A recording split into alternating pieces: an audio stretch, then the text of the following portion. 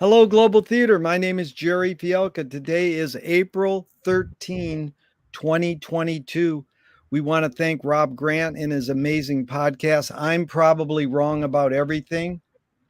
It's an honor and a pleasure to be here with Kim Abeles. Now, you pronounce it the correct way, please, Kim. Abeles. Abeles. Boy, I should be able to get that one of these days. Abeles. Well, Able and easy. thank you so much, Kim. Where are you calling in from? Actually from Altadena, California. Altadena, where I'm in Venice, California. So we're on the right coast. And the first question is, what is the best thing for a human being? Humbleness. Nice. I never get that answer. That's beautiful. What's your favorite form of information, how it comes into you? Experientially. Yeah. I mean, that's a lot of why I do my art. Uh, to take something that is too complex for me to just think about, and then more or less I would call it as simply as hand-eye coordination, trying to work through the subject. I like that hand-eye coordination and the subject. We're going to get into those. Why do you think, Kim, why do you think humans collect or gather information? Some humans don't. Okay, so I know it's something that a lot of people do, but I think everybody should do it. I think we learn from accumulating the experience, but being open minded enough to hear some newer point of view, especially for me, from young people. Usually, when I give a talk or something to a class, like over Zoom or whatever, uh, maybe there's a student that asks a question that really like irks me, and I feel defensive. It's the question that they've asked that I think about quite a bit afterward. That's good. I like that. Do you think this need or want for humans to collect information is more innate or more invented?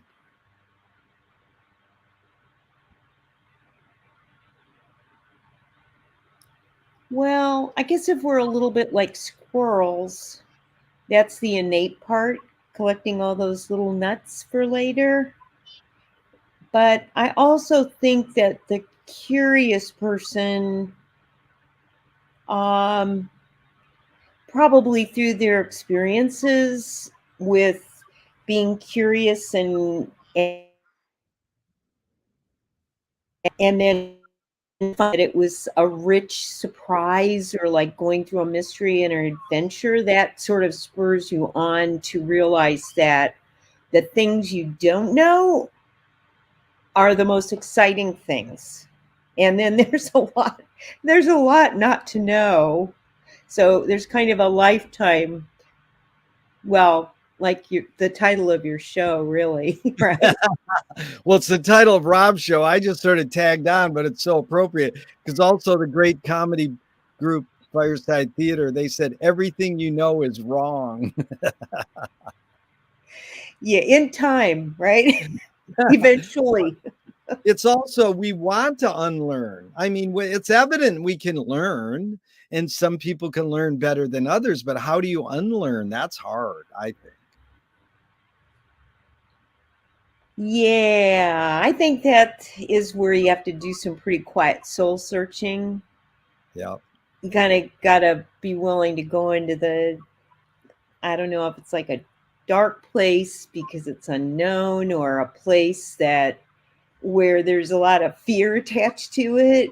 Yeah. Uh, yeah, I'm usually willing to go that far in, uh, I don't really want to, in a way. It's easier to try to avoid it, but I also know that if I'm willing to feel, like when I'm real afraid and going into territory that's unknown to me, um, I physically feel like kind of a chill, or I mean, it's really like it's a physical feeling and it does not feel good, but I know if I ride that wave more or less, just, have a metaphor of it, uh, I know it's important as a human to be able to go through that step, like to be willing to do that, to go that far.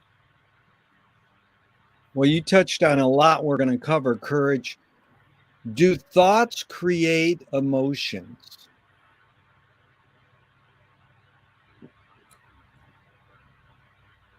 I would have thought it was the other way around. Yeah. Huh. Is Um, the Go ahead. thoughts sound controllable. That's all. Like, seems like thinking is something that you at least pretend to have some control over, whereas the emotions, you know, if you're unwilling to feel them, you're always trying to rein them in, and but if you're willing to feel them, they might lead to what I would call enlightened thoughts. Nice. Did you think it was the opposite of that? Well, it's funny because do thoughts create emotions? I've been asking for years. One of my favorite answers was, guy said, emotions create emotions. But it is what we're going to explore right now is just the word thinking.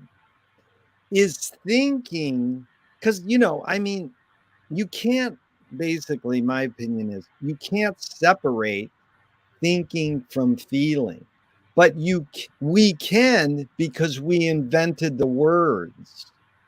So it's good to try to separate them, but they're so probably interconnected that it's difficult, but humans can imagine anything. So now on to thinking. Is thinking more innate or more invented?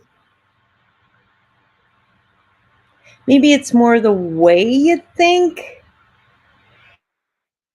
I guess some of these questions, like a whole bunch of people that I've known in my lifetime, like fly through my head as if I'm getting ready to die and they just went in front of me.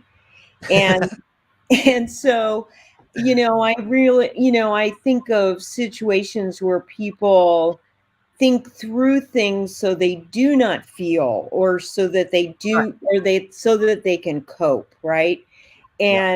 And then they're kind of always avoiding, like, the bottom core of, uh those questions about, not like why am I here, but what's my best way of being here.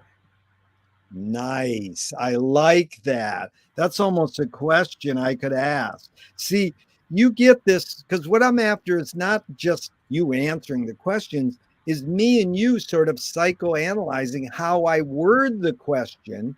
And then you already used the word metaphor. I'm after new metaphors and new questions. So what was the question you just asked? What am I here for? What's my best way of being here? I think I said something Yeah, like that's it. that. What is my best way of being here? Yeah, that's good. Being here.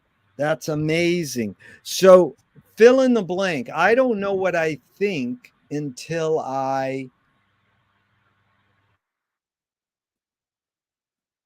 It out.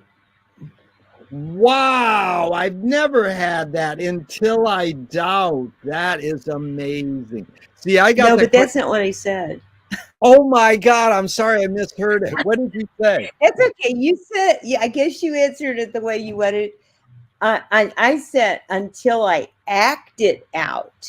Oh, act it out. I'm sorry. No, please Yeah, let correct me me. think. But what you said, doubt. No, act it out. Well, no, yours works too, but it's okay. No, Maybe yours was better. no, it's there is some lag in your I'm going to ask you to repeat a couple times because there's a little lag in the Zoom. So it's all Okay. right because it creates fun, it's more fun it's fun this way.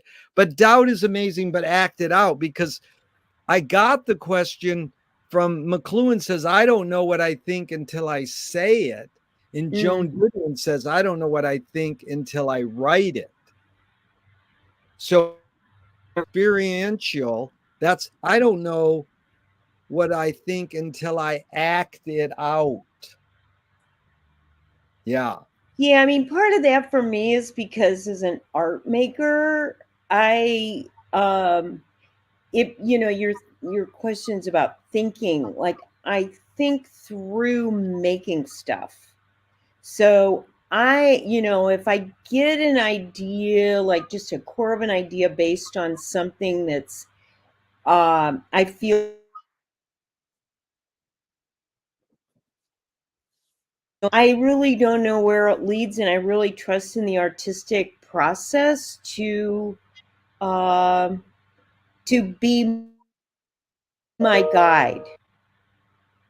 Yeah. The process is your guide. The artistic process is your guide. I like that. Yeah. Can humans think without language? Oh yeah. Why'd you ask that? that, that is good. I'm glad you're confident. Well, it's just, like more and more I accept the fact that we're just like we are animals, Yeah. and we act like we're so much bigger and better than that. Oh, how far we've come, intellectually and with ideas and inventions. But in the end, we kind of forget what happened in the past. So we just keep doing shit over and over. And we in the end like really go toward base feelings on everything. And ideas like diplomacy, I don't even everybody's gonna have to look that word up again. I don't know if that's even something people do, except maybe in a corporate atmosphere, where like money is at risk. So okay, Well, stop me.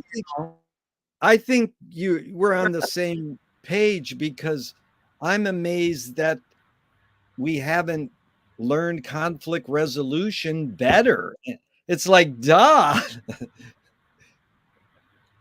Yeah, and I'm not saying that I have that, Right. like, but I do feel as a human, I'm willing to try to move toward that. Like like I mentioned the idea of like a student saying something that kind of is in conflict with what my ideas are about my art making or something, and that my impulse is to go, no, you're wrong. But that's and I kind of emotional immediate response. I have to really reflect on that, and why in fact is that bugging me so much, like whatever was said. Like obviously it's something that I haven't really come to terms with, right? And easy enough to say the person that says something or or is uh, challenging what you think, easy enough to just say, oh well, we don't agree, but that's not what's going on there. There's something between those two ideas which is important to unravel for yourself. Exactly. Oh, I agree completely because see, I'm after the deeper, all these questions people can answer with their sort of stock lines, their normal way. But I'm trying to get a little deeper and do exactly what you said. Well, you could be social and say, well, thanks for the question, but I don't agree with you. Or you can go, let me contemplate. In fact, George Clinton, Parliament Funkadelic, I says, what kind of music do you like? And he goes, the kind that pisses me off. And then I try to figure out why it pisses me off. I mean, he's a music guy. Why would music piss you off? And I know what he means. You go, I don't like that music. I hate that music. But then why? Music's like a healing force. So you try to suss it out. And it doesn't mean you have to attach to it and go, okay, now I love it. But you're investigating. But you're anticipating all the questions. The next one is stupid and it doesn't matter at its context. But in your observations of humans, are we more thinking beings or more feeling beings? We had a lag. Are humans what? Are humans more thinking beings or more feeling beings? Feeling. Yeah. Yeah, I mean, mostly non-thinkers, right? It's like, I mean, and again, I'm not saying I'm the thinker sitting here. It's like, like some of the more interesting artists I know, like Helen Harrison from Helen and Newton Harrison. They have done environmental work for decades and important artists, and she reads romance novels, Yeah. and I binge like a lot of people do on like weird The Bachelor. It's like Yeah. I think that, oh no, let me answer another way. Yeah. It just crossed my mind because I'm a workaholic. Let's put that on the table, okay? Yeah. So maybe that's why it's so easy for me to say, oh, I think through my work, because that's all I do, right? So maybe that I'm avoiding other things. But you know what the favorite TV shows I like to watch are those competition shows where they're whether it's ceramics or um, clothing making, design, cooking. So it's kind of like in my relaxed time, I like to watch people work. Yeah. Sorry, That's I amazing. diverted from your question. No, that is good because it's sometimes called a guilty pleasure, but your key word for me was relax. If relax means you watch something trashy, there's nothing wrong with that. What you're doing is relaxing. Oh, And thanks. I feel yeah. better hearing that. Thank you. I mean that's the beauty of culture is that we can go we can go lowbrow or highbrow. I mean that's so these two questions are from Alan Turing, 1950s. Is thinking a function of the soul? Oh, I would say definitely yes. I mean, I mean, you first have to believe someone has a soul, right? I mean, even with that question, that assumes you really believe that. Because a soul to me is like, that's probably the biggest word out there, right? Yes. And to be able to feel your soul, I mean, that's really big. So I do think it really directs that, because it directs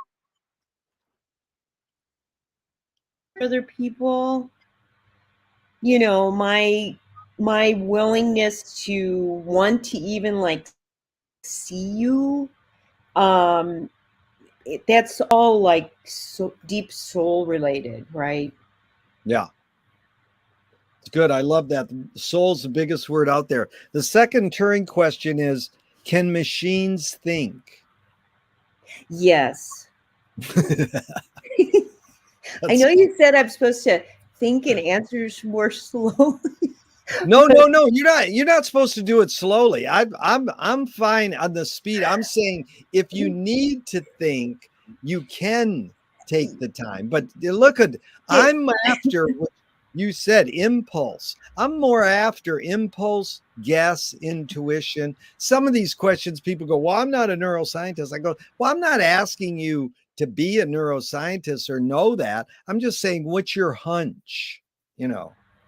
So you can say yes, that's fine. But, part of it is because if you spend a fair amount of time on a computer, and which unfortunately, even though I'm very much a hands-on maker, Yeah. it's surprising how much I have to do, like preparing for exhibits or whatever. I got to write the statement, I got to like plan the this and the that, and a lot of it becomes generated not on paper but through the computer. And I think the more time spent on there, the more you're kind of amazed at the way it's kind of collecting your consciousness.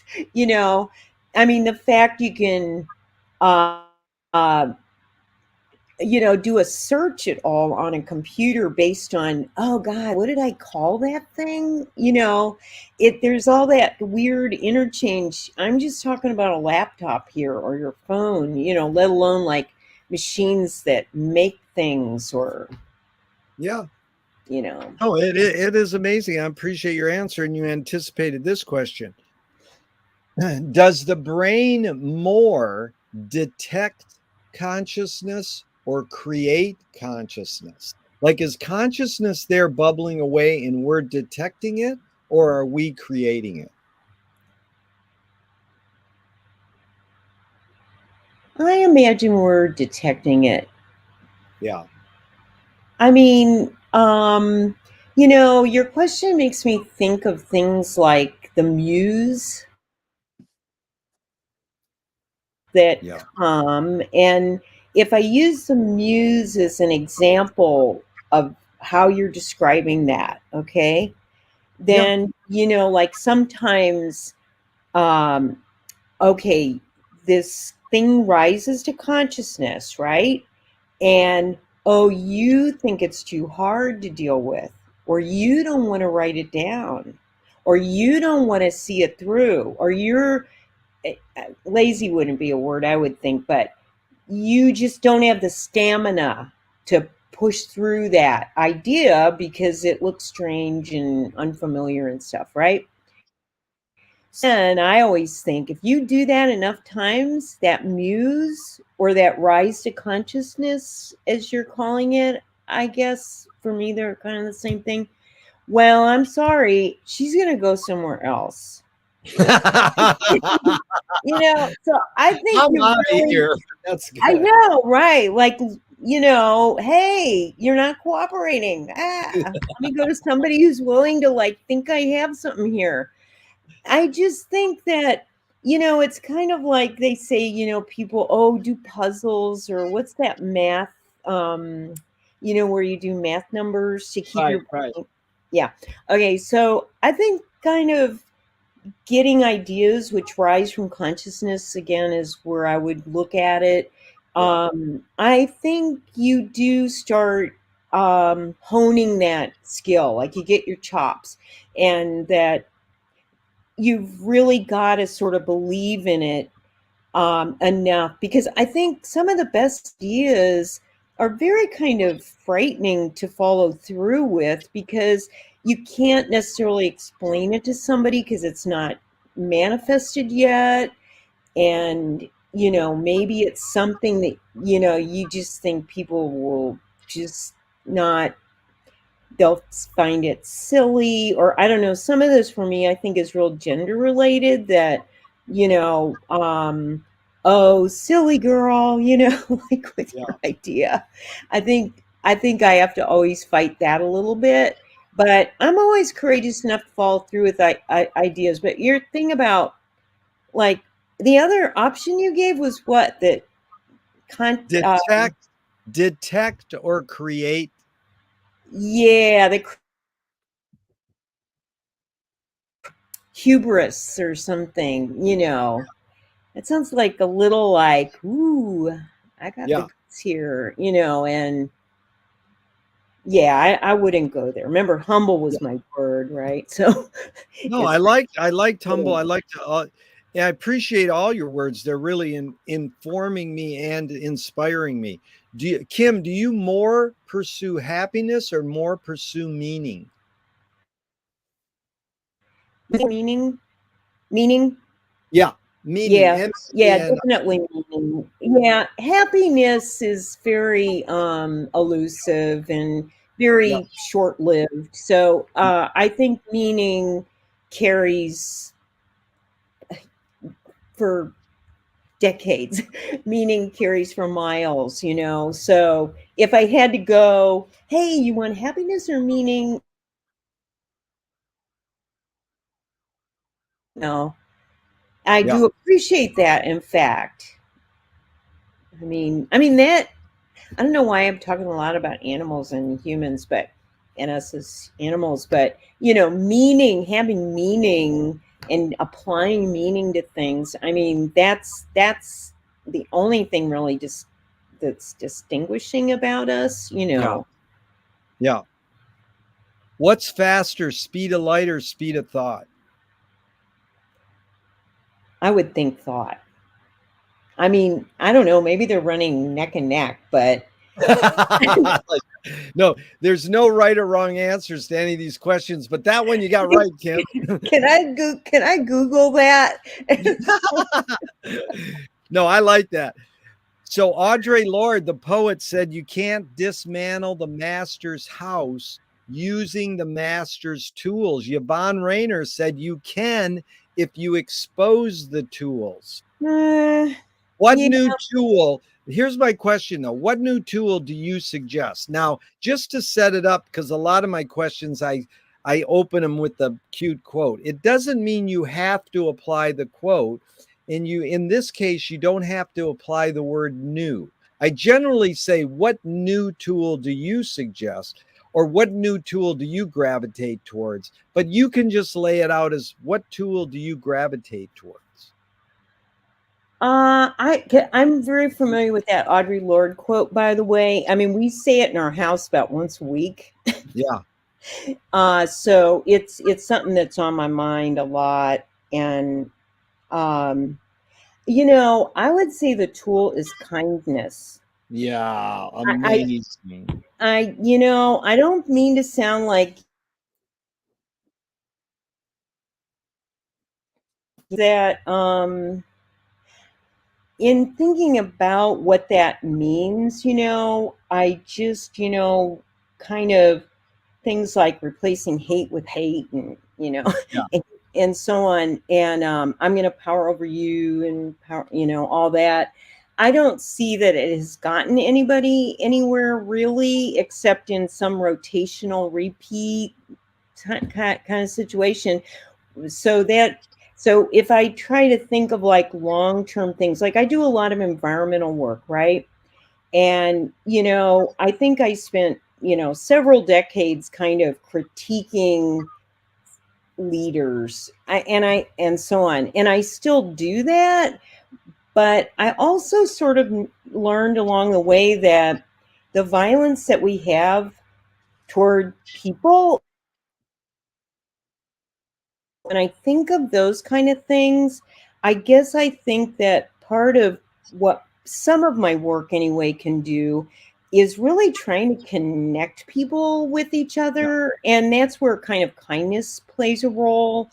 yeah, And that unless you can get like suspicion and, you know, feelings of otherness off, you know, off of people's central focus and get them to find commonalities between themselves, like just as a person, not their backgrounds even or anything, but just, you know, we were born, live and die, period, you know, and to kind of get to more of those basics of relationship building and using art is a way to do it, to connect people, I think is important. When I say art, by the way, I don't mean just visual art. I'm yeah, always talking dance, theater, yeah. film. You know, to me, art is just those creative actions we do, including science. Science is very Yeah. creative. Yeah, no, I agree, and you really get, because this is what we're leading into right now. Again, you anticipated. But before we get there, one more little question is, what do you worry about when you go to bed at night?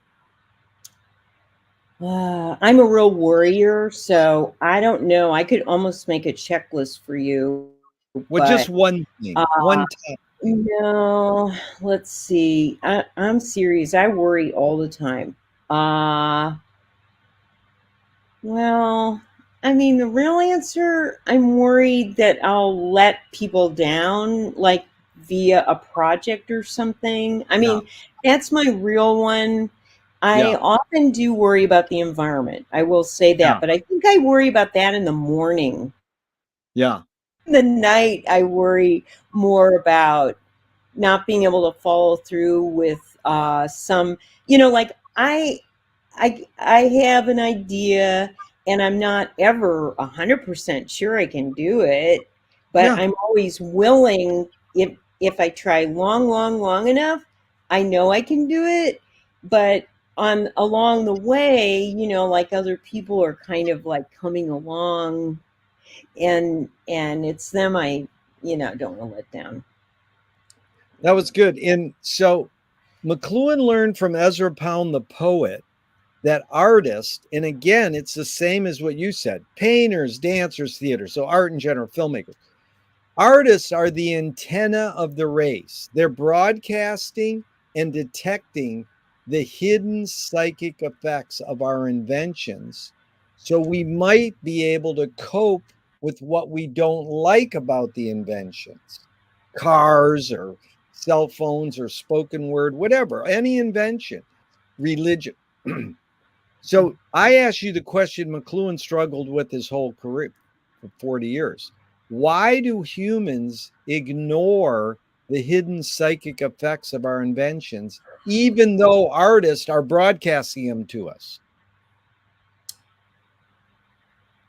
Well, that's not always true, right? Right. Like I sometimes agree. cumulatively, I mean, I mean, because you're talking about change also, I think, and it's like I think a lot of times people think change happens, "Well, this moment. This was our moment of change," whereas it's really like an accumulation of Yeah. effects, right? Yeah. And so I kind of want to throw that into the mix because Yeah. think of is that um, I think sometimes we're talking to the wrong audience and for the wrong intention. Okay, because the intention isn't I'm going to get famous if I do this thing. Like to me, that should be not even in the dialogue, but I think too often it's at the top of the pile. So, let's wipe that out. Okay, let's pretend, ego kind of found its place over there, and then we do. I still think we're often talking to the wrong audience. I mean, that. I mean, the obvious thing I'm saying is, that thing they always say, like, you're speaking to the choir. No. I mean, I'm talking beyond that, but I Yeah. mean that's a problem too, right? Or I know you generate excitement for them and maybe they'll go on and do their thing. I get the value of that, but I just sometimes think that the people, maybe I'm diverting a little, I'm sorry, but All the right. people that are kind of in charge of any kind of demonic thing that's going on, in terms of mostly, I'm talking 1%, or now it's fewer Yeah. people, that kind of stuff.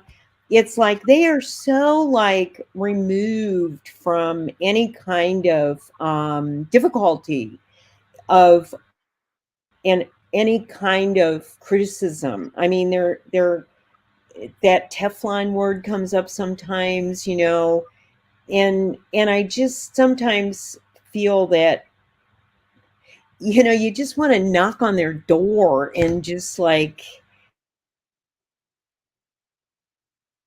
energy, like going toward the problem, but never quite.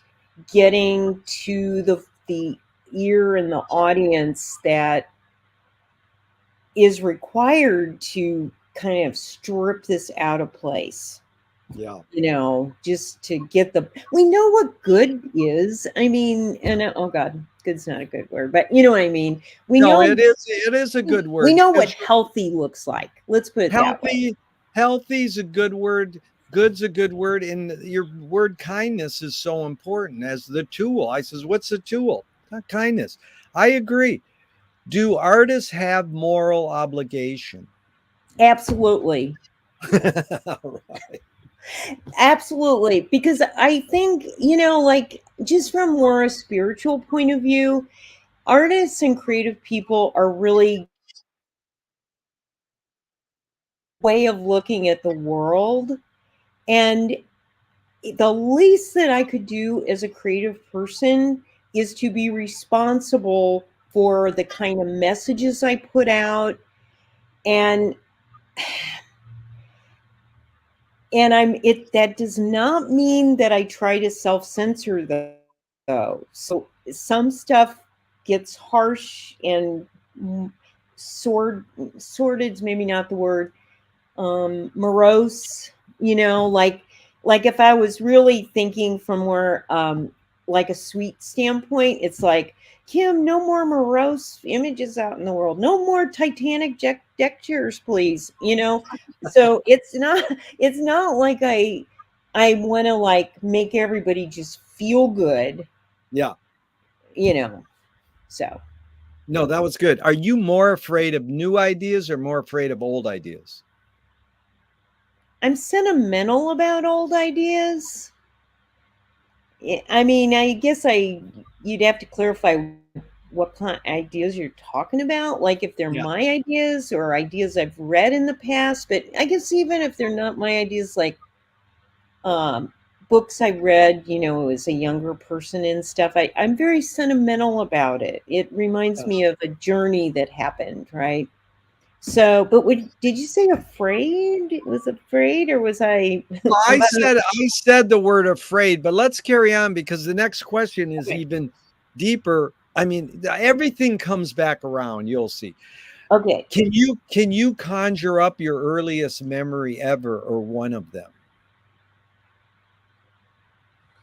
Well, you know why that's always confusing to me? Because um, along the way in my life, that maybe my sister told me or something, right? And then I carry them year to year along with me. And then sometimes I think back and I was like, was that really a memory or was that just some story I carried along the way? you know? Um, but first one, oh God. See, this is what I'll go to bed thinking about, that question. Because that implies like, is there womb activity there? It's like That's really good. Captain Beefheart said he didn't want to come out of his mother's womb. He was like, "This is womb service. I'm staying in." So we that's the woman who invented the inner child thing right here in the valley. She was ironing and listening to KPFK radio and she got this revelation. So that's possible. Let's go on because this is it. Is memory more a curse or more a blessing? well, to be honest, with my particular case, is that I had a lot of trauma in my childhood. And so, people that have that, they, you can't remember the good or the bad, Yeah. right? Because you're trying. So I guess that's why I had trouble answering your last question, Toby. But you know what I mean. So that if I don't want to remember a few Yeah. particular events, it means that, oh, sorry, you also can't remember this other stuff, like the nice things, right? And that's probably why stories along a lot with me, because she remembered nice things, right? Yeah. So um, I guess I wish I remembered everything. And Yeah. I try to conjure things up again, and I wonder if sometimes things crack open a little bit and I get to kind of picture things a little more. So I guess the memory makes it's kind of sad to me because I wish it was just kind of a normal thing, Yeah. you know.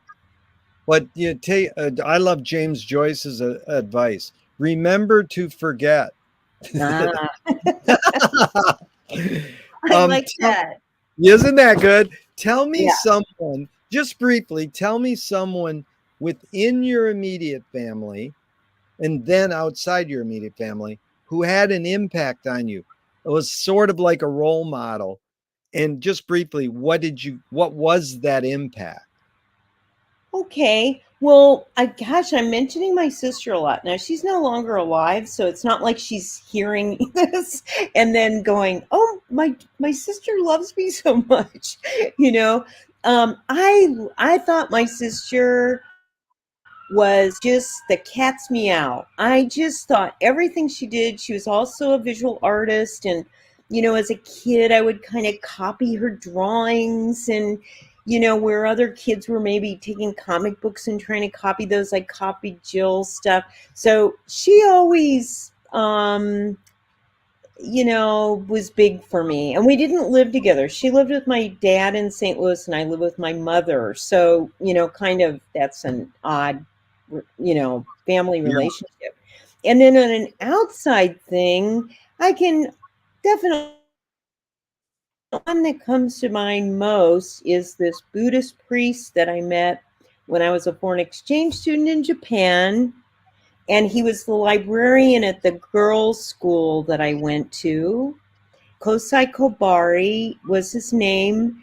And, because I was only 16 years old and he appreciated my talents, he introduced me to all these very creative people in Japan that lived in the area and taught me a lot of things, a lot of the traditional Japanese arts and things. And, anyway, he had a profound effect on me because the kind of trauma I had as a kid at home, remember, I got to leave there and be an exchange student. Yay! Like in another country. So to me, it just that I birthed there. Beautiful. Were you raised a particular religion? Yeah, Shingon Buddhism.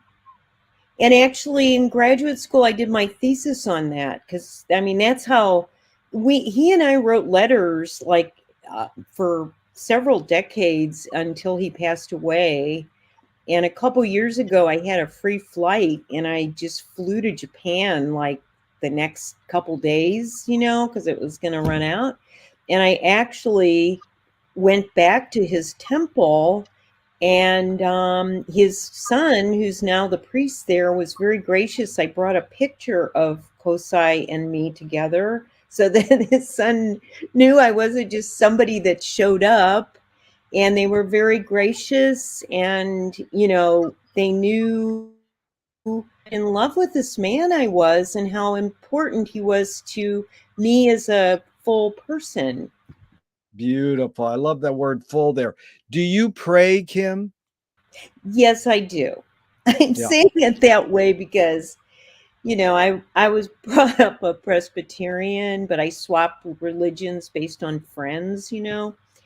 And then of course Buddhism was interesting to me because of Kosai. But yeah, I think, because I do believe in a higher power. I mean, I'll call it nature. I don't know Yeah. what it is. It's not a guy with a beard or anything. Yeah. But I No, that's do good. think prayer is I pray too. I mean, don't be embarrassed. I think prayer is good. I think in this day and age, people tend it a pray for varies. stuff. You I mean, yeah. you know what I think God is for? To help you find missing things in your house.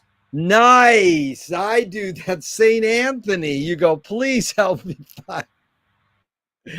That's like as we get older, they say, I'm getting dementia. I mean, I know I'm getting it. And they say, if you lose your keys, that's okay. But if you look at your keys and go, what are these for? Then you better start worrying. Oh, thanks for the tip. I'm going to try to remember that. No, but you know what? If I find like a paper clip, I'm talking about little Yeah, things, right? right. And then I always say, "Oh, thank you, God." I Oh, just like, so I that's love, my tiger, I think. yeah. No, I like that. And if God does exist, what would you like God to say to you after you die? You tried something like that. I don't know. I know you tried. That's good. You tried. I like how it was a question. You tried? Oh yeah, I guess I did. do do this is really fun. You really get it, Kim. Thank you. Do evil people exist, or does evil use people as a vehicle? Wow. Because then you're really asking, is there like a devil or something, right? I have met some people in my life that I definitely like at the time because of things that happened. Like I thought like evil came to mind, right? But you know what? In the end, like because I'm thinking of a particular person, and then the person is no longer living, and that just some person that really affected my life harshly. And you know, I I thought a lot about that. Talking about humans again, I think for the most part, people just have very serious mental problems, and so the idea of evil or even like intentional things, I'll tell you, it's sort of like it's hard to believe that some people aren't trying to hurt somebody intentionally. Like, Yeah. you've all had that kind of person at least run by you at some moment. But you know what? In the end, I think when you know someone like that, it's not necessarily like you forgive them because the harshness is still there, but there's something about it that you just almost feel sorry for them or something, that they've spent so much time trying to bring harshness, and I want to call it evil, that they miss their life really. 90% of people say we're all capable of evil. That's Mm. that's that's human. So you anticipate the next question again so well, is how do you advise someone to deal with an enemy? And I'm going to set it up with a few modern thinkers' thoughts. Alan Watts says, if you acknowledge your enemy, you empower them. Coppola stole from the mob and the samurais. Keep your friends close and your enemies closer. JFK said, forgive your enemy, but don't forget their name. And Fellini, and Fellini says, I need an enemy. So it's a lot of thoughts. The basic question is, how do you, Kim, advise someone to deal with an enemy? But first, how would you react to Alan Watts? If you acknowledge your enemy, you empower them. I'm still trying to wrap my head around what I would think an enemy is. Yeah, Okay, because I guess my first impulse is, who are people that really piss me off, and kind of the little shit, right.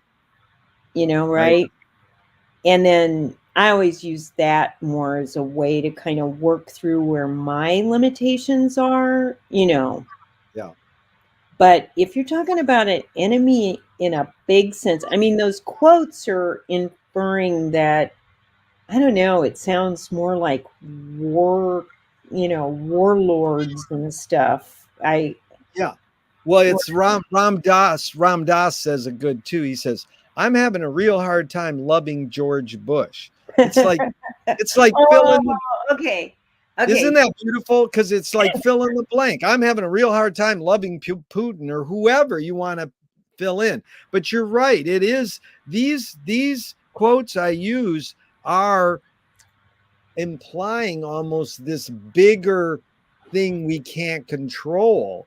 But Fellini saying I need an enemy sort of Yeah. why would he say I need an Well, enemy? that's It's one, right? That's the lovely quote. yeah, Well, no, but I think that would be, I mean, just thinking of Fellini films and stuff, I would think that has a lot to do with a creative desire to push against something, yeah, right? Like that push is also a drive yeah. and impetus and a stimulation, right? So that quote, I mean, it's funny, those four quotes really have such different approaches again to what that enemy is, in that way, because it's not really just someone you don't like. It's, or the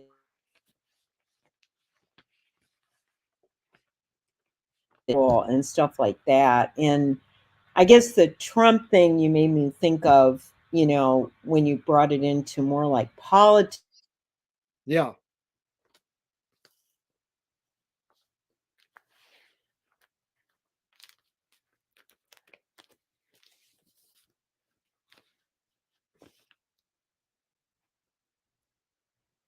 and I'm so going into a coma now. I just, this will help me just get this off my chest.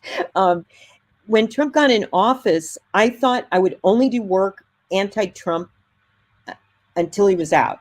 And seriously, for like almost a full year, the only work I generated in the studio was about him, about his golfing and his, like, you know, his horribleness and everything, like any detail, big and small, and any metaphor I could think of and stuff. And, after about, I don't know, 8, 9, so much energy, right? So it, my desire to fight back just became, I felt it, I don't know if compulsion's the right word, but it just was like, I am going to focus my energy on other things, other people, other stories, because I don't want to give this guy one more inch of my creative energy. So that's kind of my answer, I suppose. No, that was a good answer, and maybe you needed that to pinnacle out and then go, okay, I had my revelation. That's, you know. So, what what was the tipping point? And it's interesting, so because you talked earlier about accumulative, and I like that, but I'm going to use the word tipping point. What was the tipping point where you said, "I'm going to be an artist," or I'm going to pursue art"? Like, did your mom raise, well, you said your sister was drawing, so she was like a role model.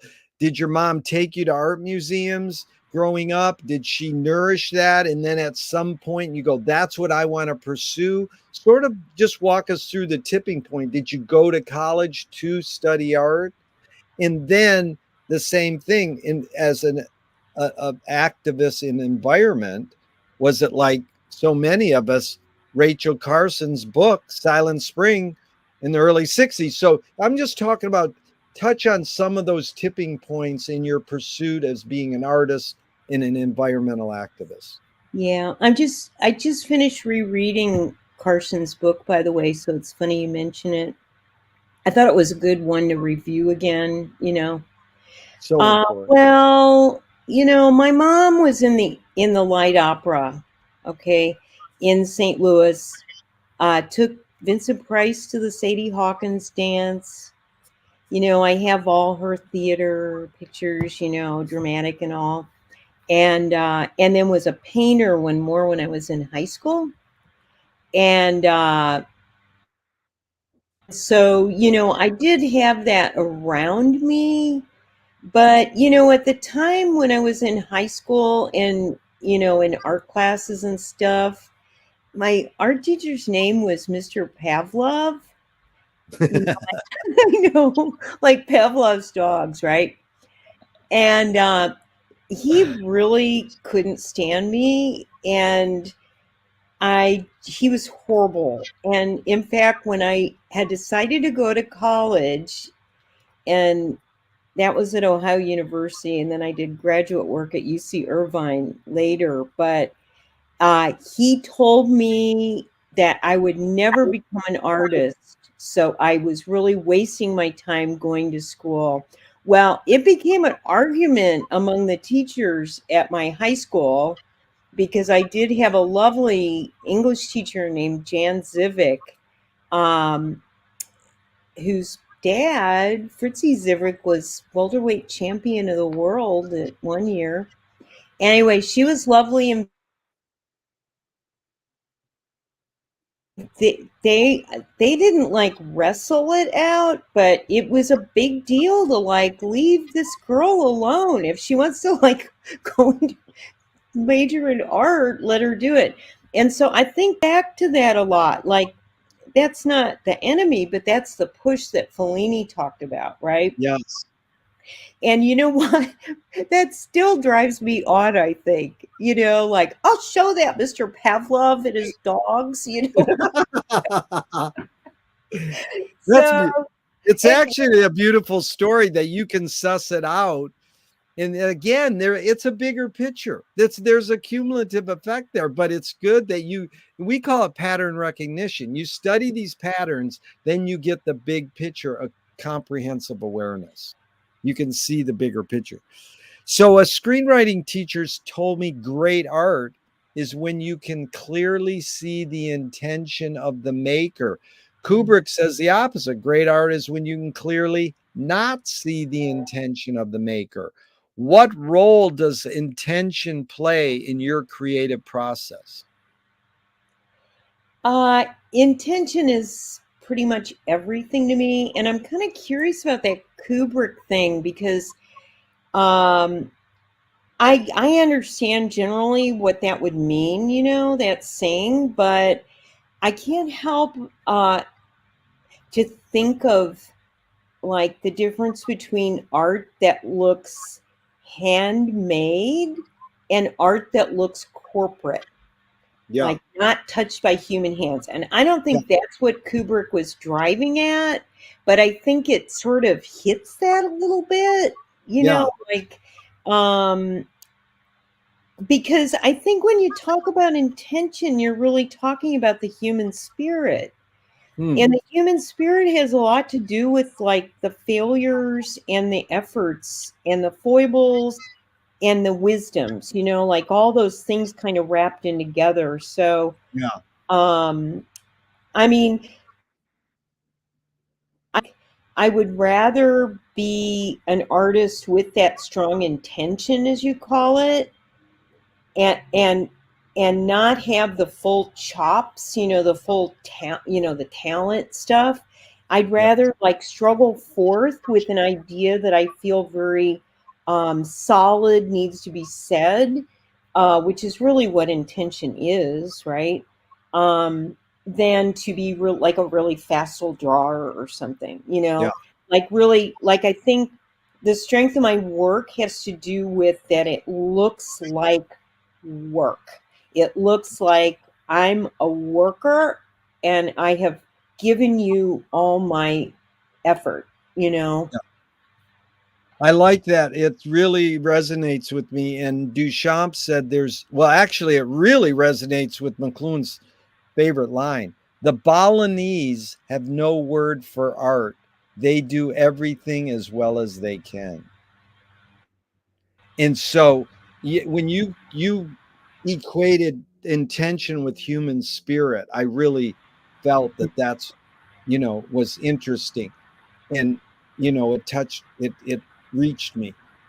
But Duchamp said there's no art without an audience. How much do you think of your audience when you're making your art? Well, I think that quote is accurate. I mean, I just want to say that at the get go that if I'm just making things here and not willing to bring them forth, regardless of how people are going to respond or not, then I'm just kind of entertaining myself Yeah. or being self-indulgent or something like that.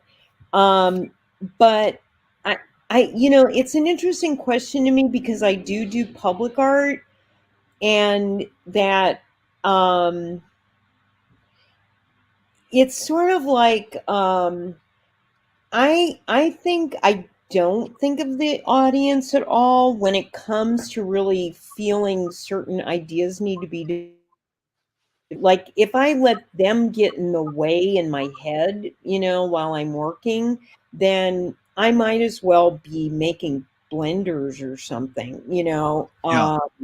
but on the other hand, I really want to communicate with people, but I also want to be respectful that the audience also is thinking and has their shared experiences and their individual experiences. And so, um, I, in the end, I guess I do want certain things to be communicated. I'm not trying to be like, mysteriously vague or anything. Like a lot of my stuff, they're really they're teaching tools, like, but they're weird teaching tools. But, so I do want to communicate, but I want to communicate on a level with people that's maybe a little more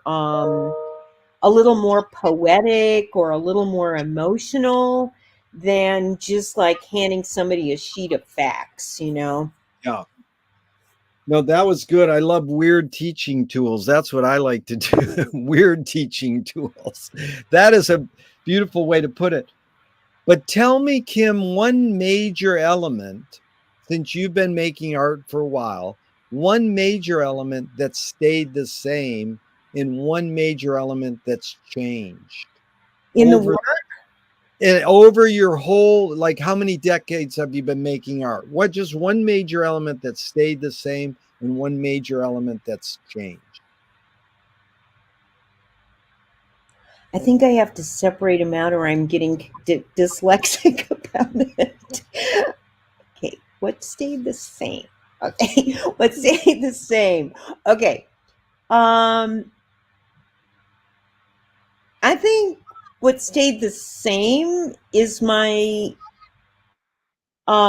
loyalty to intuitive thinking.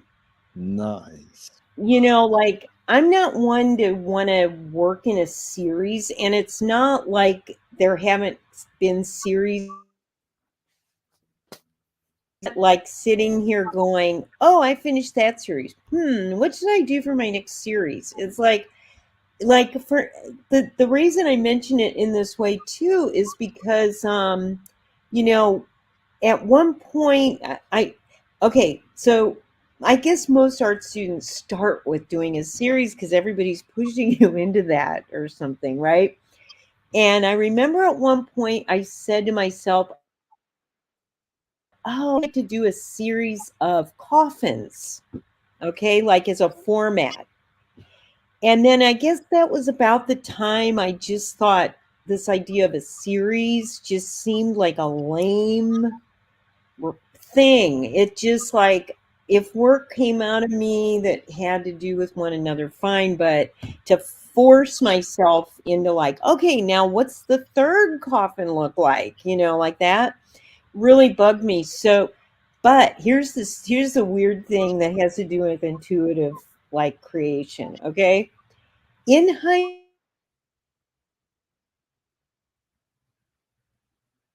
my career, not related to one another, not one right after the other, but through other topics. And I really didn't notice it except in hindsight. So, my point is, I think that if you have the intuitive like connection about your creative thing and you're fearless about it and stuff, it the connections are there. You don't have to artificially put them together. Can you believe it? That's really well. I love this loyalty to intuitive thinking and being fearless. But what is, because I have a question to follow up on that, but what has changed, do you think? Yeah, what's changed? Any major element that's changed?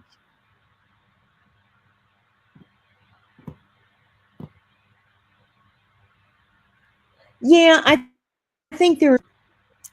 Um, well, here it is. Ready? You know, I because I work as much as I do and like ideas, like that. Um, for the longest time, I'm going to say almost my whole career, everything was a little bit a sketch, I would call it. Like you would die laughing knowing how many times I exhibited works with in my head weren't really finished yet, Yeah. but for the audience, nobody's looking microscopically, you know? And so the thing that's actually for me is that I'm kind of in a space where, oh God, the word perfection, it's just so horrible and people freak out over it, but I just want to try to pull each piece to exactly where I wanted to take it. And Yeah. see, it takes a lot of time. I mean, especially because I hand make all these things and, Yeah. there's like a lot of parts and stuff like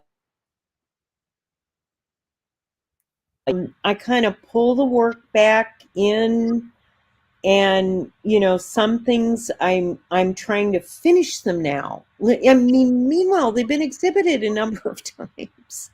Yeah. So anyway, so that's kind of a change that I want to complete things, Yeah. new or old, really. But Yeah.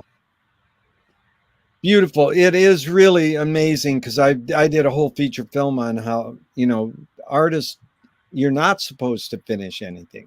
That's the thing. But artists are yeah. put in this thing. You're supposed to finish it and say it's done. And it's like, no, Picasso was caught in a museum touching up one of his paintings. The security guard goes, "You can't do that." He goes, "I'm on the artist." He goes, "I don't care if you're the artist. You can't touch the paintings."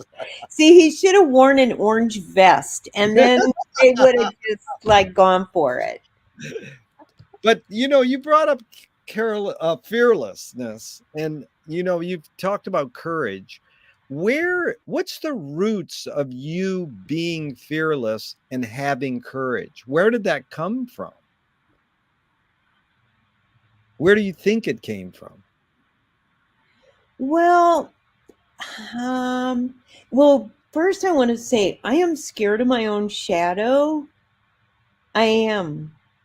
Yeah, And so I'm saying that in connection with fearlessness is because how weird that somebody's so scared of yeah, like just one's own yeah, light behind them, um, that I would just It's it's something more, it's some weird beast in me. nice. That is good. So, you've accomplished a lot. Rate these three elements: luck, skill, and ambition. What played the biggest role, second and third?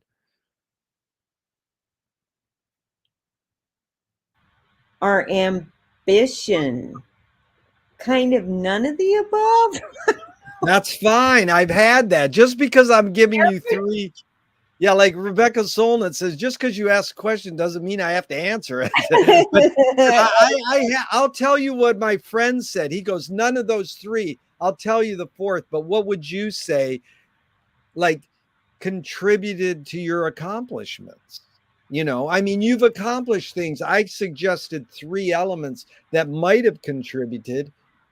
You make your living being an artist, your teacher. Yeah, I well, I was trying to think if this word fit in any of those. That's why I repeated them, and I don't think it does. I think it's determination. Yeah, determination's close. Yeah, that's Yeah, but I don't think it's any of those three words, is it? Because well, ambition strikes me more like external. Like yeah, I know what interior ambition feels like. I mean, yeah, it has value.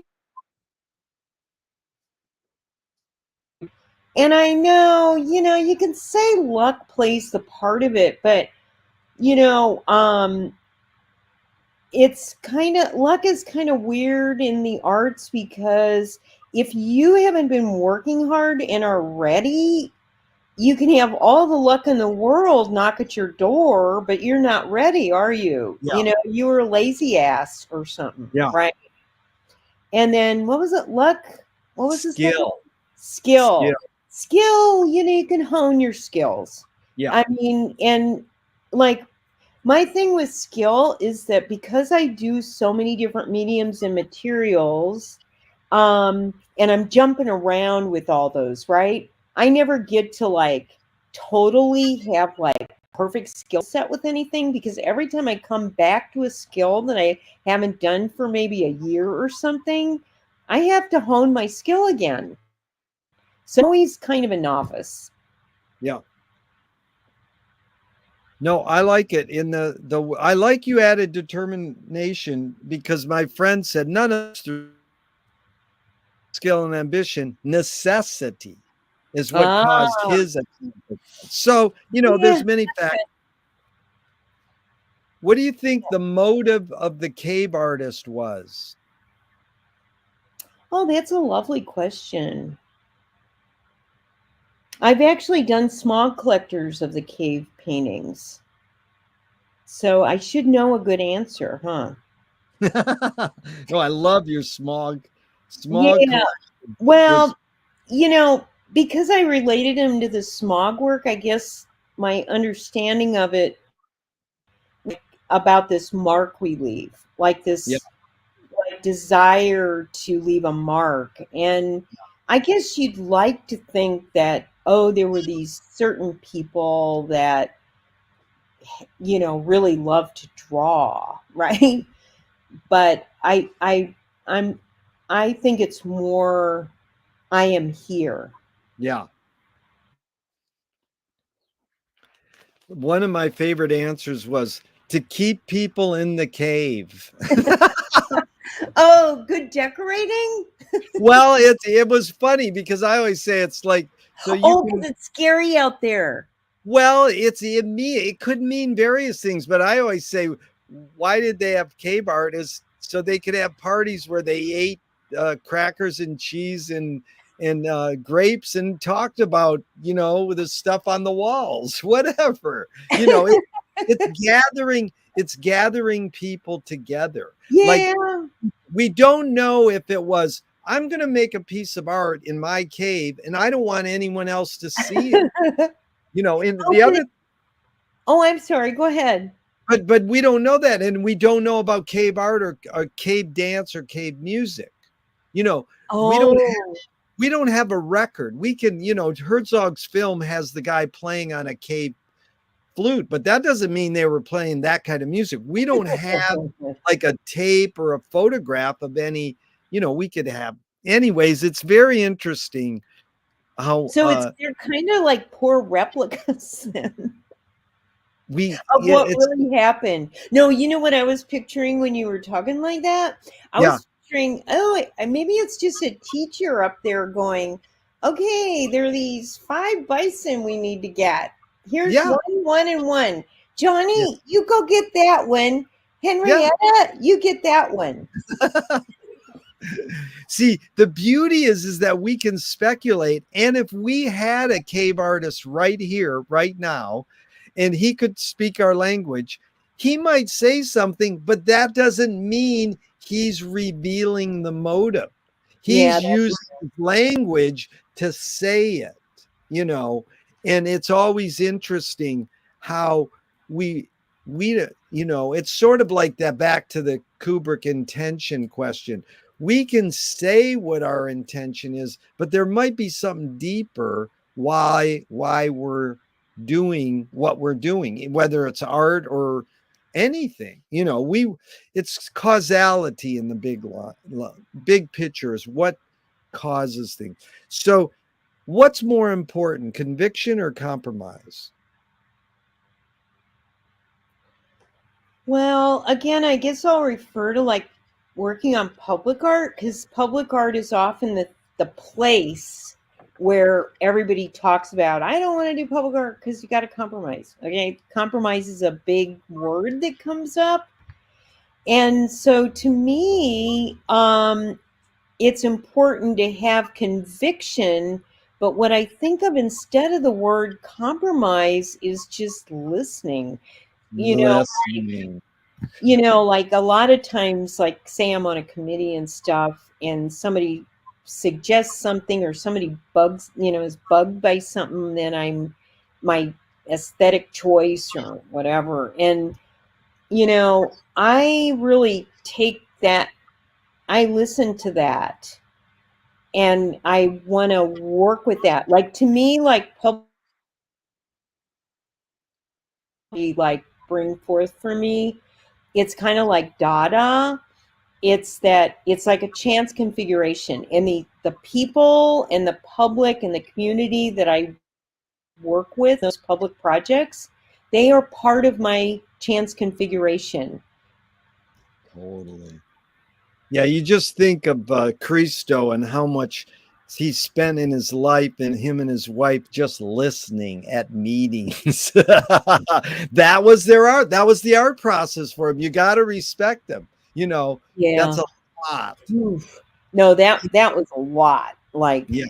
And so listening's that, again, you anticipate next question. T.S. Eliot said, and you said the word poetic earlier. He said, poetry is outing your inner dialogue, because mm, we listen to our inner dialogue. What language is your inner dialogue in? well, it's definitely in picture. And I mean, I even had a therapist once that I mentioned all, I think in like pictograms, I Yeah. guess. So like that's why sometimes I don't want to see certain things, because it just gets emblazoned in my head, and it will never ever leave. And Well, I'll tell you a good example of what happened to me. I loved Francis Bacon's paintings, but I would just see him in an art magazine and cut a little reproduction and put it on my wall. And I'd get a postcard of his art. Then at the Tate, I saw an exhibit, and the paintings were huge, and it freaked me out, and I ran out of the museum. I couldn't take it in the real size. I I, could take them as small. So that's like the power of the visual image and its size and the context of how you're seeing the visual image. yeah, you're kind of like you were like the people that first saw film, and something's coming toward like a Towards them, and they ran out. Yeah. yeah, it's kind of Yeah. like that. Yep. So two of my film heroes, experimental filmmakers, they agree. One says, ignore yourself. Jonas Mekas says, there is no self-expression. Cecil Taylor, the great jazz pianist, says, I'm just a vehicle, and this stuff just comes through me. So it's sort of a stupid question, but just in general, is art making more self-expression, or more you're a vehicle for whatever technology or culture or environment is currently present? I definitely go with the vehicle one. Yeah, In fact, I mean, I know a lot of artists who self-expression would be what they're doing. And yeah, to me, I mean, if I'm very honest here, I that to me is a not as extreme of a form of art. yeah, Not that I don't think it's great and should be there, but I think the whole going in territory that is a little unknown, and also, that implies the idea of faith, right? And also like a high level of belief that the creative spirit is really important. That that has like a lot of value, and I don't mean value in a money way, yep, obviously, but has a lot of value in terms of possibilities. yeah. Kim, can the real hidden question is, can art making be egoless?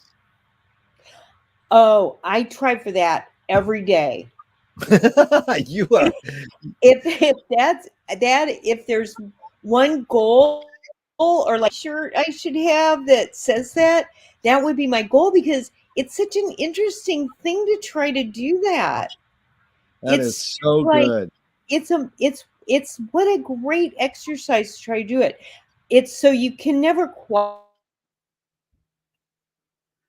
be worth daily, every moment trying to do that. And I'm going to add something that may make that last answer like totally like, oh my God, I'm not going to listen to her now. Like, I believe I'm being punished a lot. And so, like, if my ego starts to pump, and I mean, it's kind of obvious, then sure enough, I stub my toe or I hit my shin or hit my head. It seems like a lot of bodily injury. But you know. but Kim, are you saying just I appreciate what you're saying. It touches me deeply. It really inspires me. Um, I I believe I'm being punished. Is that sort of like karma? Is that what you're saying? It came from I karma? guess Kind yes. of. Yeah. Yeah, Okay. like I just and honestly kind of like I guess it's connected to that God's always helping me find paper clips and stuff. It's like this is like the opposite of that. It's like you better get back in your place, like No, listen. Most people, it the works 80, though. It works. yeah, no, it's beautiful. Most people, like I'd say 70, 80% of people I say, can art making be egoless? They go, oh no. And then I'll use say, but was Freud right? And then they blah blah blah. But one person finally said it to me a few years back and said, great art is egoless. And you even top that. You go, that's my goal. That's even better than saying great art is egoless. You're saying that's what I strive for. Because I think it's the universality of art that makes it, back to your word, commonality. That if people, I think great art should do two things: fuck your shit up and go, I could do that. So it makes you think, and it doesn't mean I like art that cuddles you and makes you feel good, but I think really what art is there to do is to to do what you were said throughout this interview is like, why don't I agree with that? Or what, it question you, like make you come up with a new question or a new metaphor, but then you go, well, I can do that. I don't have to be a Cal Arts graduate to do that. I can just do that on my own. I know how to take a piece of duct tape and tape a banana to the wall. I can do that. Oh my God, you're so funny, man. That's why I like Duchamp. I think he ruined art. And thank God it needed ruining, Yeah, yeah. Get back in your cage. Okay, is perception reality? Why wouldn't it be?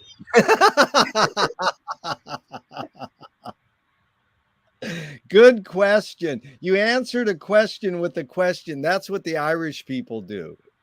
We I'm have Irish. That's it. Why wouldn't it be? That is You good. know what's funny about you saying that? Oh God. Uh, there was an article Jory Finkel wrote for the New York Times on my work, and she told me the other day that the editor kept saying, "Why does she keep answering your questions with a question?" And I didn't really notice that I did that, but now I've started to notice that I do that all the time. And That's the most important thing. That's what either Talmudic or the Jewish people do this too. But I got it from Irish studying James Joyce. They go, uh, why you Irish answer a question with a question? They go, we do, eh? And so, but because there is no answers. So why not invent a new question?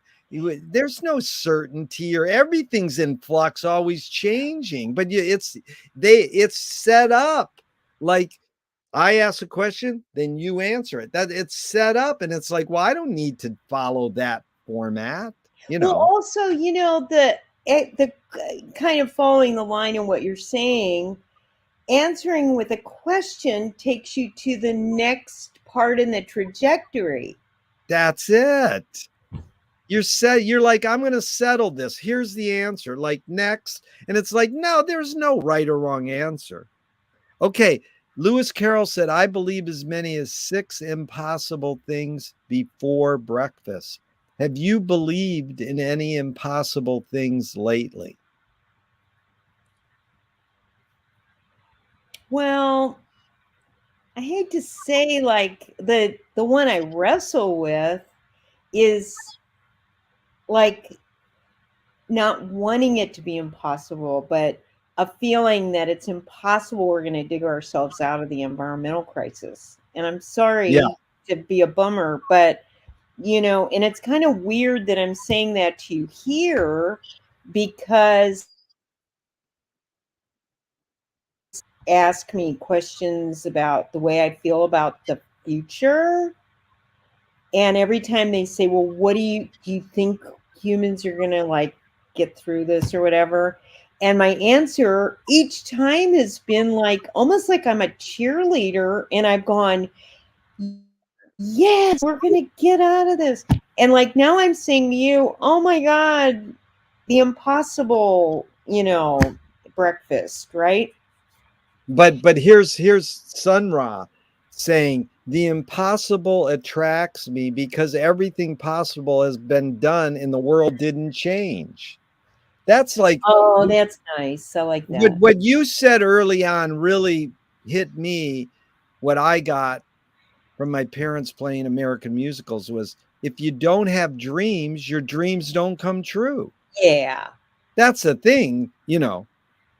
Okay, Moshe Feldenkrais works with healing and movement. He says it's literally possible to identify a weakness and incorporate it to become a strength, rather than we're normally taught to overcome a weakness. Tell me a weakness you turned into a strength. Well, I guess that fear of my shadow thing I mentioned. I mean, I guess I have to defer back to that. Like, if Yeah, you think about it, if I'm that scared, I mean, it's kind of a wonder that I try to do anything, let alone like things that are physically bigger than me, in terms of sculpture and stuff. that was good. Is that from Jung, that shadow word, or I actually, I mean, I see why you would ask that. And I'm really interested in Jungian ideas of symbols and finding an image for something, right? So that, like he always said, like to connect with his demons, he needed to have a image, yeah? right? But it actually came because gosh, it's funny I'm talking about my sister so much. Jill uh, told me she lived in New York, and we were visited her a couple of years prior to her passing, in a particular situation I'm trying to think of. And she always thought that I was so strong and bold. And I looked at her and I'm scared of my own shadow. And I Wow. felt it very deeply. It was a real personal thing that I had told her, and she understood what I meant. She felt it and felt so sad about it. But so I mean, yeah, I read a lot of Jung, and I guess it is from that, but it's really something more I feel than have intellectualized. Right. But I think what's important, Kim, is that you talk about it, and that's your own like therapy, and that's how you get through it. If you just like suppressed it, and then it's like that's what that is the what that Moshe Feldenkrais question is the entire James Joyce Finnegan's Wake and McLuhan thing. How do you turn a breakdown into a breakthrough? How do you turn a rejection into a redirection? Oh, I know that answer. Was that a Yeah, question? no, yeah. Go ahead. Okay, so it's kind of a Jungian thing again about like having an image for something. Um, when I thought of it, because when you use the word rejection, this came to my thoughts. So I have this image like when I'm feeling really that rejection thing, okay, because that's Yeah, not me feeling heavy and kind of lost in the work. This is about an external thing, right? That's brought me down, say, about my yeah, work.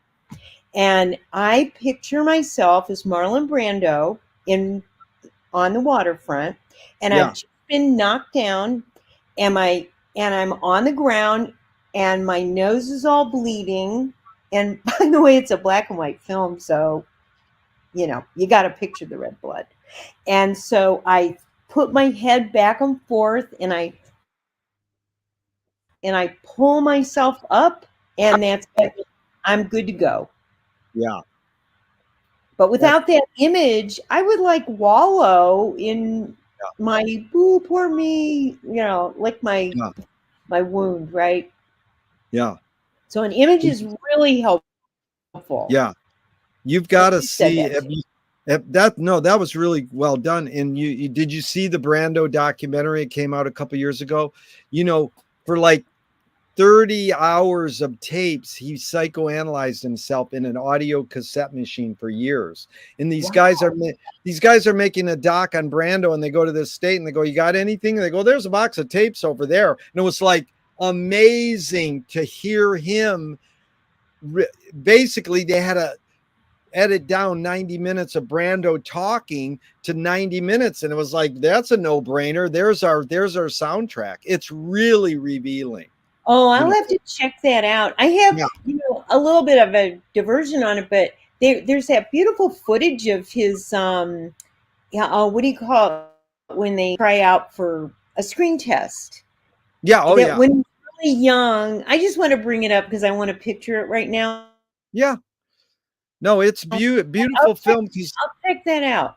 yeah, there's a lot of footage of him where it's not him voicing over. I mean, you see him hit on this beautiful journalist who's interviewing this woman, and he's just like, you see him make a move on her, and it's like it humanizes him, and it's good that you brought that up. Yeah. Now, I asked for 90 minutes. We've already gone 3 minutes over 9. Can you go a little longer? Oh, sure. I Okay. appreciate it. You're very Okay. thoughtful guy. Oh, thank you. Well, just a few more here. This has really been fun. Anger can be a productive emotion when fill in the blank. Oh, say that again. We had that disconnect. Yeah. Anger can be a productive emotion when fill in the blank. Oh God, I don't know. I don't think it can. Good. Leave it there. That's fine. What caused matriarchy? Oh, what caused it? Are you saying we have that? It's a complicated question. I just started asking it over the last year. No, that's helpful. I mean, that should be on the front of every school. What caused Like as you matriarchy? enter. Well, No. there's a billboard on Rose Avenue right now. I ride my bike by it and it says patriarchy, RIP, like huge. Oh, I get it. Okay. But I Oh, don't want to tell you how it's been asked. I'm just asking your hunch or your guess what caused matriarchy. What would you say? well, I would say it's because women are very strong. Yeah.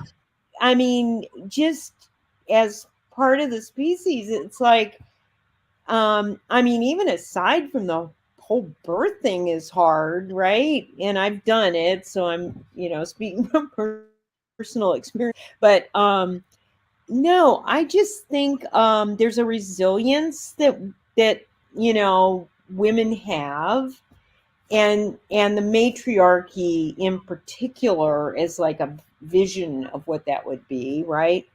Yeah. No, it's endless because I'm really investigating the female gaze, that came out. And Yeah. in all this, I don't want to get too much into it. Someday I'd love to have you on a salon where we talk about it, because I know it said you studied feminism, or you're part of Yeah. the feminist movement. And that was good, because it's a hard question, because some women or some people have said what caused matriarchy is the fact that women give birth. But you said, oh no, that is part of it. But you said no, because we're strong and resilient. So this woman a couple days ago, she said, I says, what caused matriarchy? She goes, love. And I was like, wow, that's a heavy answer.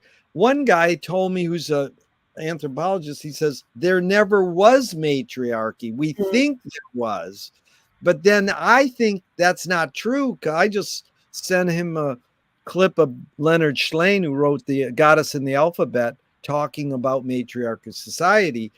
And we know through Maria Gimbutas and Riane Eisler, these anthropologists, they talk about matriarchy, and how important it Yeah, is. So I think part of the confusion maybe is that, like, if you think of matriarchy versus like what kind of spectrum are you in the gender scale of yeah, things? So I think people probably confuse, like, are we talking about like female identifying?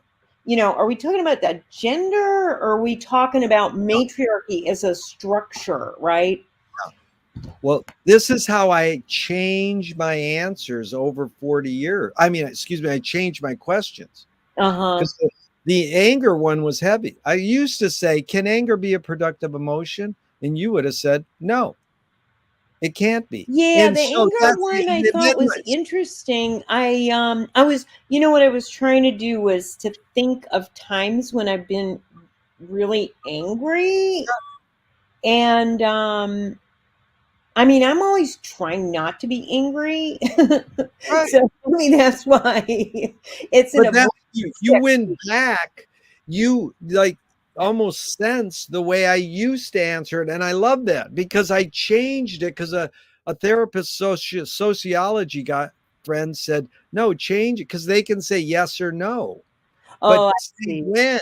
And you went back and answered it the way I asked it for 25 years. So I Yeah, love that. It's I like I shift the wording.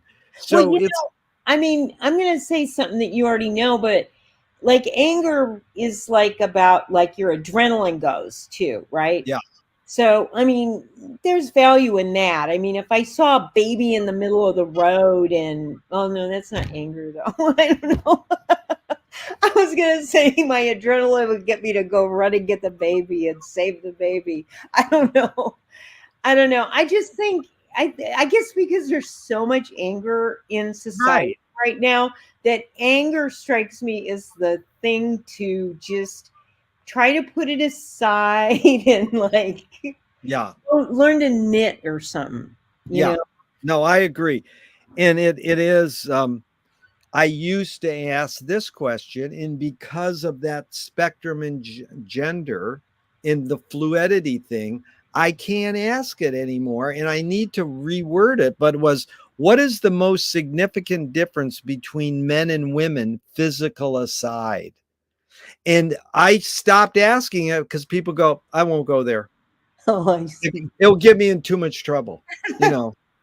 And they used to ask it. I mean, they used to answer it, but now it's just such a huge issue that that's why I'm sort of looking for a new wording. But again, I'm just saying what caused matriarchy. Because, anyways, let's move on. Here's the Yeah. next one. Yeah, I think that question I guess doesn't work anymore. No, it doesn't work anymore. Okay, so just a few more. How do you find peace of mind? Did you just ask something? Yeah. How do you? Yeah, that's all right. Even though we've had this lag, it's worked pretty good. Okay. You Yeah, yeah. it catches up. How do you find peace of mind? You mean like in a moment? Any you put in the context you want. Um, I think just by stopping for a sec. Yeah. For a lot of people, this would be true, or just like going, going, going, going, going, right? And kind of forget to just pull back for a minute. Yeah.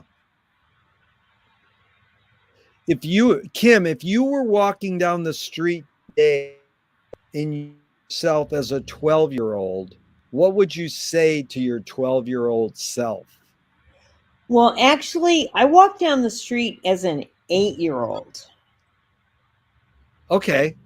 So I'm already like doing that. But I mean, you're not an eight. Well, no, you walk No, down the street I today as an 8-year-old. oh no, my 12-year-old self would say, "You're not 12, you're 8."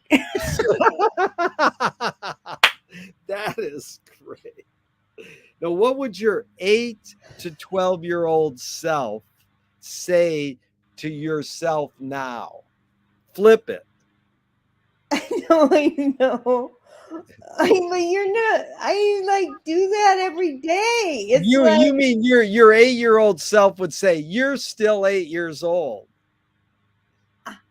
I I am. I mean, I don't mean like I have a weird illness or something, like, I'm just saying that. No, you know what it is?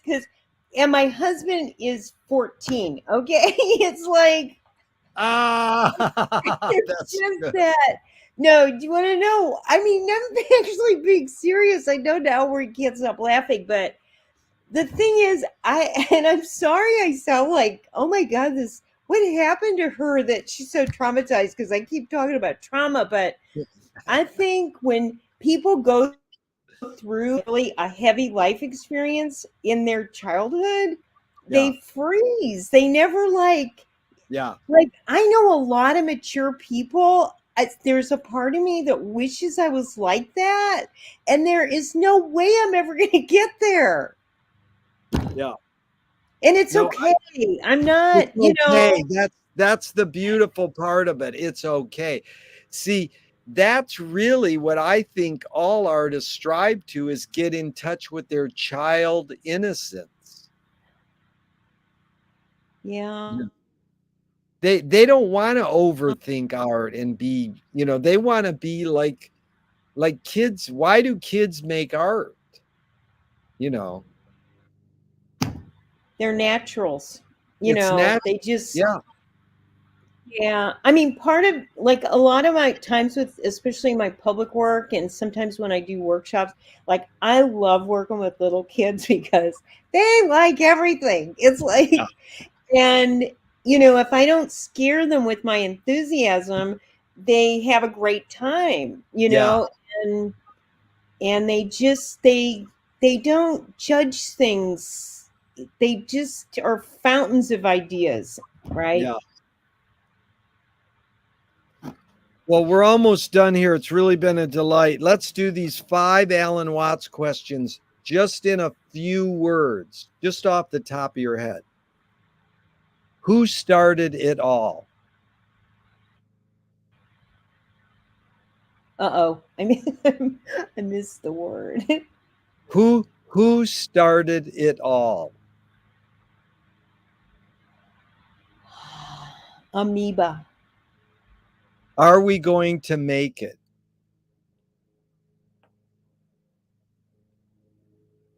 We're gonna not do whole well, but resilient people. Beautiful. Where do we put it?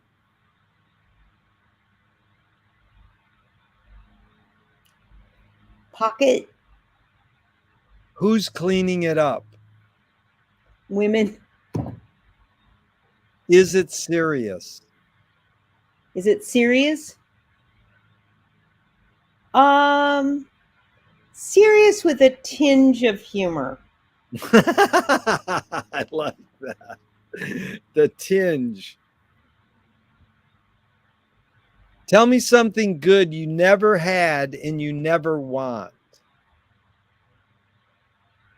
Uh,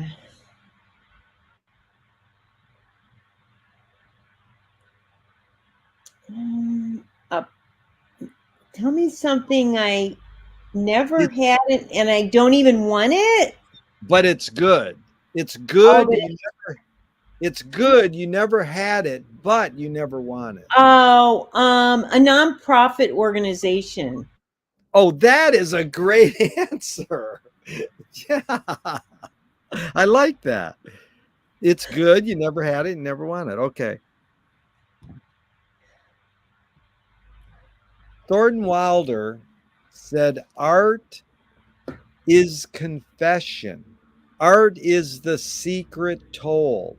Mhm. But art is not only the desire to tell one's secret, it's the desire to tell it and hide it at the same time. Kim, you laid your cards on the table for over 90 minutes. I'm not insinuating you haven't answered this. What's it really all about for you? Well, that quote's pretty right on, by the way. Isn't it amazing? Yeah. Yeah, I mean, a lot of times I do work about biographical characters, not just females, really. I've done Trotsky and Rosa Parks, Anne Lee, she founder of the Shaker community, Calamity Jane. I could go on and on. Joan of Arc, Saint. And the thing is, I that your quote made me think like how often I did those because it was about an aspect that I wanted to kind of deal with in myself. So Yeah. that's the hide behind, right?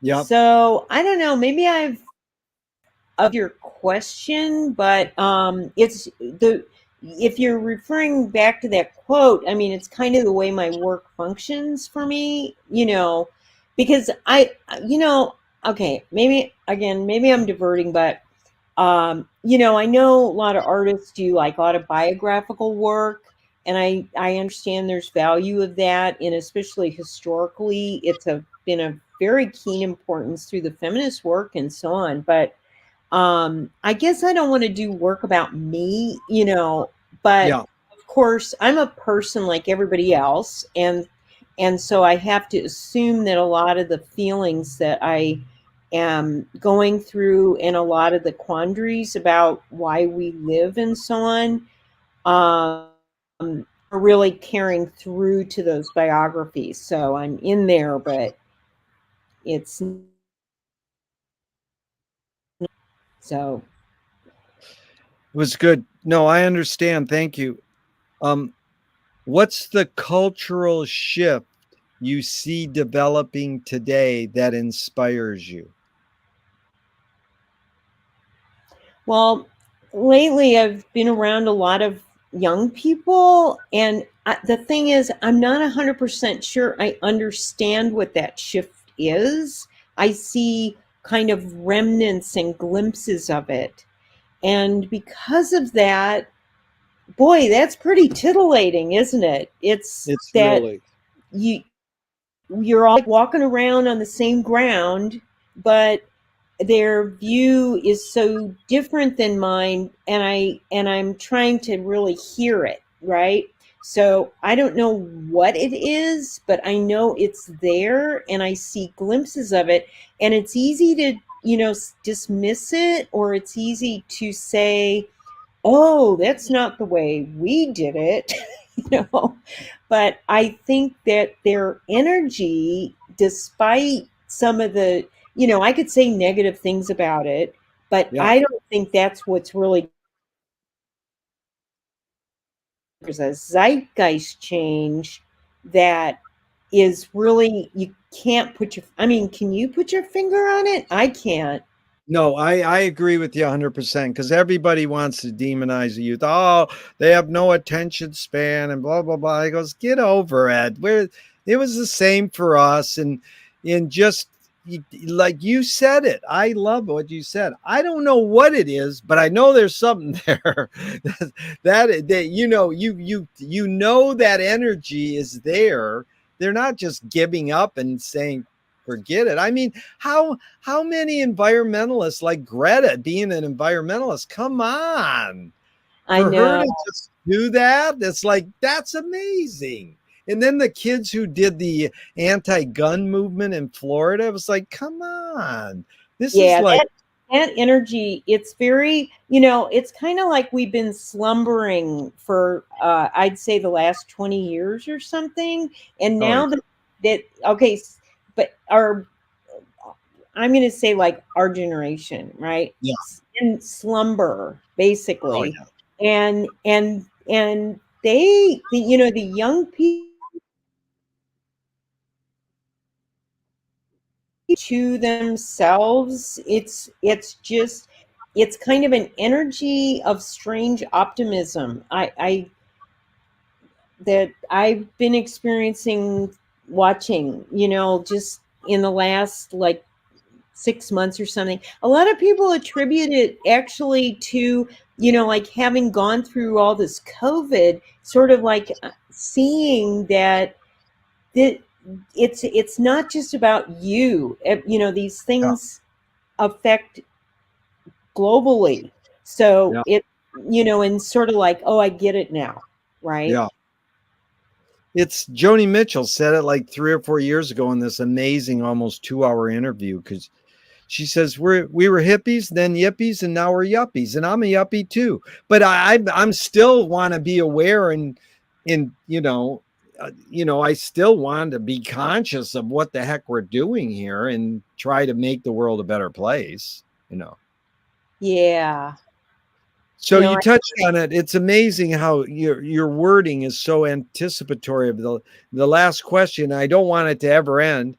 First of all, I want to thank, is it Janet Klein who connected us? Do you know? Anna Klein, talk about energy. Yeah, she's the one who introduced us. So we got to give her Yeah. kudos for introducing us. Thank you so Oh, much. good, good. But the last question is, what gives you the most optimism? Well, off the top of my head, because the way we're going, I guess I'm gonna say youth, but Yeah, um, I don't know. I feel like there must be something else going on there. I think, like more specifically, I think it's that I think there's a really weird entrepreneurship that is like this vibe going over everything. And, if you look cynically at that, you'll think, I don't need another designer water bottle, yeah, But I think in the long term of it, there's some kind of spirit of wanting to, I don't know, invent's not even the right word, like restructure things, oh yeah, pull together communities and stuff. So they watching it. I haven't, this, we're in like an incredibly creative moment right now, and it's really bizarre. Like, half of it is falling off the face of the earth, and the world's going to explode, and the other part of it is like this creative, like positive energy. It's like such a weird convergence of these two things. yeah. No, I agree with you because it's like the hippies took LSD and invented the internet, and then the government hijacked it, and now we're hijacking it back. And even at the beginning, when you said, hey, I create a lot of my art with the use of a laptop, I'm not going to put this tool aside going, I'm a hands-on person. I only do it with my hands. You're like, this is amazing how we can, and it is, why not take advantage of it? And then all the kids are like, their job is they invent code or, and it's like, wow. But hey, I'm waiting for the code, the where you can't shoot a gun at someone. Like you can have a gun, but it won't go off if it's pointed at someone, So I mean, come on, they should be able to invent all these things like that, Yeah, it's the violence thing, like in big and small ways, like the whole like Yeah. war machinery that Yeah. is so, like Madeleine Albright, because she died lately, Yeah. and they were, requoting a lot of the things that she said, and I guess she had in mind that all this like military buildup that we've done, if you could just convert that to more peacetime, um, like you're training this person to do this, can't you train them to do that instead? And yeah, I don't know how we unwind that. We've just invested so much money and energy into all Yeah.